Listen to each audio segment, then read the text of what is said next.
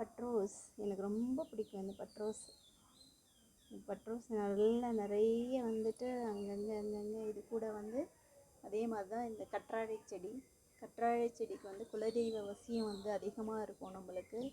இதை வந்து நான் தவறுதலாக வடக்கு சைடு காம்பவுண்டில் வச்சுருந்தேன். ஆனால் எனக்கு வந்து அவ்வளோவா நல்ல ஒரு பாசிட்டிவ் ரிசல்ட் வந்து கொடுக்கல. அதுக்கப்புறம் அதுக்கு வந்து நான் சரி, ஒரு சில பேர் வந்துட்டு எனக்கு இதே யூடியூபர் இதில் வந்துட்டு எனக்கு அட்வைஸ் கொடுத்துருந்தாங்க. நான் நல்லா யூடியூப் வந்து வாட்ச் பண்ணுவேன். ஸோ அதில் வந்து இந்த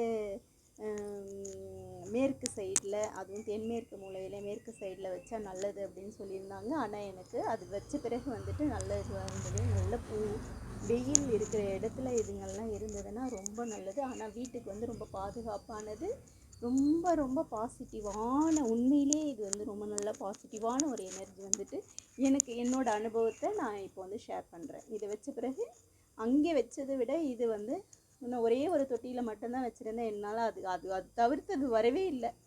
அப்புறம் அதிலேருந்து கொஞ்சம் எடுத்து சும்மா இது மாதிரி சொருகி விட்டேன். வேஸ்ட்டான ஒரு இதுலலாம் டப்பு அதெல்லாம் கொஞ்சம் லைட்டாக உடஞ்சிருச்சுன்னா அதெல்லாம் எடுத்து வேஸ்ட் பண்ணாமல் அதில் மணலில் கொட்டி தேங்காய் நாரெல்லாம் போட்டு, தேங்காய் நாரெல்லாம் சேர்த்து வச்சுருந்து தேங்காய் நாரை எடுத்து போட்டு வச்சுருக்கேன். இது ரொம்ப ரொம்ப சூப்பராக இருக்குது நிஜமாகவே. நீங்களும் வந்து திசைகள் வந்துட்டு ரொம்ப முக்கியம் நம்மளுக்கு. வாஸ்துன்றது வந்துட்டு உண்மைதான் அது.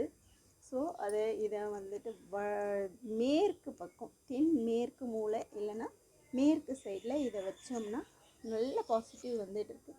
ஆனால் பட்ரோஸ் வந்து எல்லா இடத்துலையுமே வைக்கலாங்க. அவ்வளோ சூப்பரான ஒரு செடி, அழகான செடியும் கூட, ஒரு நல்ல ஒரு வீட்டுக்கு ஒரு மங்களகரமான நல்லா கொடுக்குற ஒரு செடி.